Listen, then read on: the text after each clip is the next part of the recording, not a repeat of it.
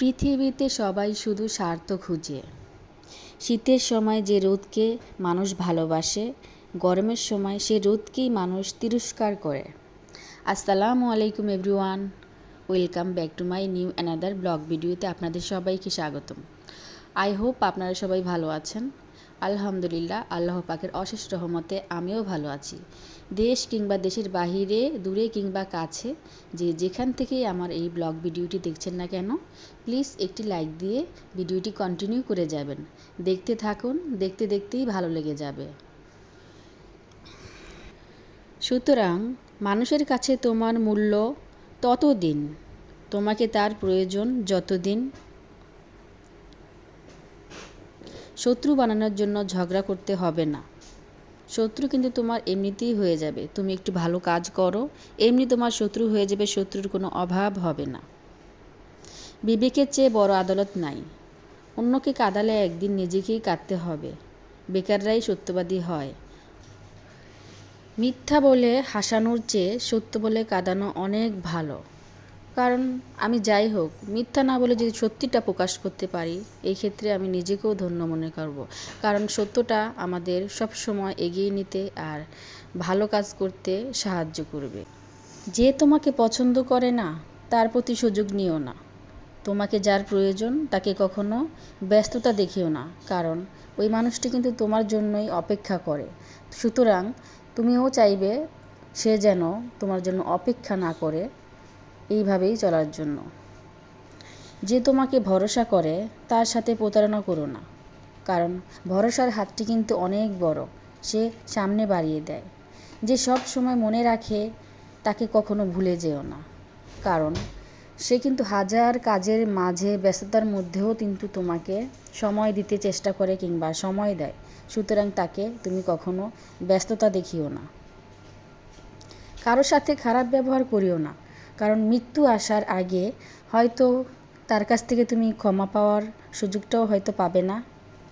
সুতরাং এর জন্য কিছু কিছু ক্ষেত্রে আমাদের এগুলো মাথায় রাখতে হবে যে আজকে আমি এমন করতেছি, কালকে আমার সাথে তো অন্যটাও তো হতে পারে।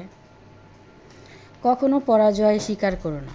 যুক্তিতে হারতে চায় না, অহংকার করে কথা বলা, নিজেকে ক্ষমতা দেখাতে চেষ্টা করে, সব বিষয়ে পারদর্শিতা দেখানোর, সবাইকে সন্দেহ করার, সামান্য বিষয়ে সন্দেহ করে, সামান্য বিষয়ে রেগে যায়, সামান্য ব্যাপারে রেগে যাওয়া, আঘাত করা, চেষ্টা করা, সত্য মিথ্যা বুঝতে চায় না, সত্য মিথ্যা না বুঝেই সন্দেহ করতে চায়, এমন মানুষের সঙ্গ না দেওয়াই ভালো মনে করি। অন্যের সম্মান দেখানোকে দুর্বলতা ভাবে, কথায় কথায় তিরস্কার করে, মানুষের দুর্বল জায়গায় আঘাত করে। এই ধরনের লোকের থেকে দূরে থাকাই আমি ভালো মনে করি। নিজের স্বার্থ আগে দেখে, অন্যের স্বার্থকে প্রাধান্য দেয় না, কারণ নিজের চিন্তাই আগে করে। এই ধরনের মানুষকে আমি তিরস্কার করি, কারণ আমি যেটা বলতেছি সম্পূর্ণ আমার মন থেকেই বলতেছি। যে কোনো প্রতিভাকে ছোট করে দেখে আর কি, ভাবতেই চায় না, হিংসে করে যে আসলে ও কী করতেছে, এটা কি ভালো, আমরা করতে পারলাম না, এই ধরনের নিজেকে স্বার্থে, অন্যের স্বার্থকে আর কি ভালো মনে করে না, নিজেকে বড় মনে করে। যে কোনো প্রতিভাকে ছোট করে দেখে, এরাই কিন্তু আসল প্রকৃতভাবে খারাপ মানুষ। আমি কিন্তু কথাগুলো আমার নিজের মন থেকেই বলতেছি, এটা আমার কোনো মন গড়া কথা না। যেটা সত্য মনে হয়েছে ওইটাই কিন্তু আমি বলতেছি।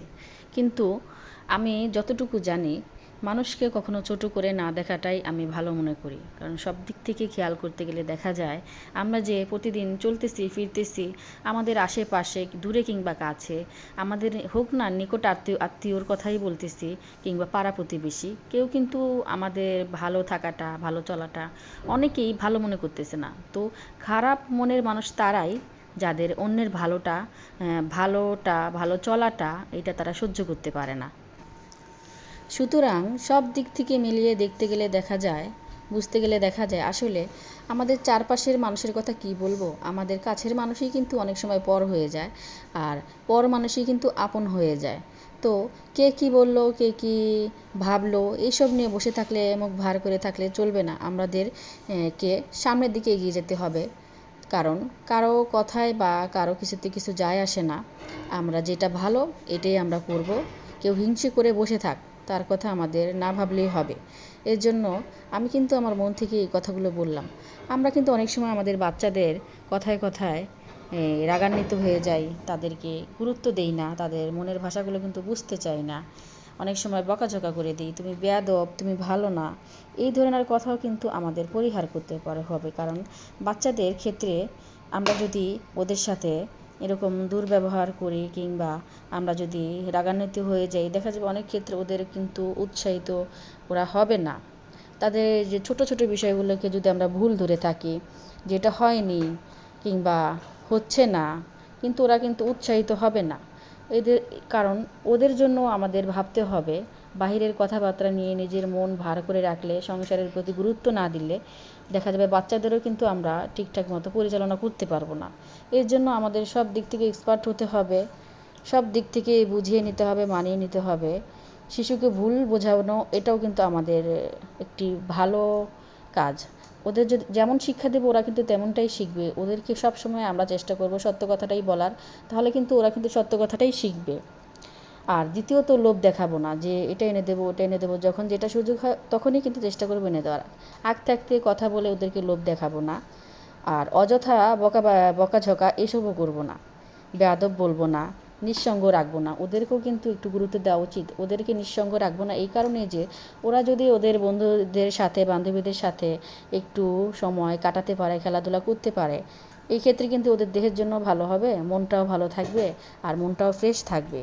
এর জন্য ভয় দেখাবো না, সাহস দিব যে না তুমি পড়াশোনা পারতেছো না, তুমি পারবে। আস্তে আস্তে কিন্তু মানুষ শিখে। কারণ বাচ্চারা কিন্তু ছোট থাকতে একেবারেই হাঁটতে শিখে না, আর হাঁটা শেখার আগে দেখা যায় ওরা বারবার পড়ে যায় একটা পর্যায়ে, তারপর হাঁটতে শিখে। সেজন্য সব দিক থেকেই আমাদের বুঝতে হবে। আমরা কিন্তু কথায় কথায় বাচ্চাদের ধমক দিই, তো ধমক না দিয়ে বুঝিয়ে বলার চেষ্টা করব। আর মিথ্যা কথা বলার জন্য উৎসাহিত করব না, সত্য কথা সবসময় বলতে আর কি আমরা চেষ্টা করব। আর ওদের কথা না শুনেই সন্দেহ করব না যে তুমি ঝগড়া করেছো কারোর সাথে, এটা করেছো। তো সব দিক থেকে বাচ্চাদের আমরা অবহেলা করব না, বাচ্চাদের বিষয়টা আমাদের খেয়াল রাখতে হবে। আমরা যদি সংসারের বিষয় নিয়ে সবসময় ভাবতে থাকি তো ওদের কিন্তু গুরুত্ব দেওয়াটা কমে যাবে। তো সব দিক থেকেই কিন্তু আমাদের সংসারকে মানিয়ে নেওয়া, গুছিয়ে নেওয়া, মনকে প্রাধান্য দেওয়া, মন কি চাইছে, মন কি বলতে চাইছে, সবসময় কিন্তু আমাদের এগুলোই নিয়ে ভাবতে হয়, এভাবেই কিন্তু চলতে হয়, আর এভাবেই কিন্তু আমাদের দিনগুলো কাটতেছে। আমার সাথে এতক্ষণ সময় থাকার জন্য আপনাদের অসংখ্য ধন্যবাদ। আসসালামু আলাইকুম, আল্লাহ হাফিজ।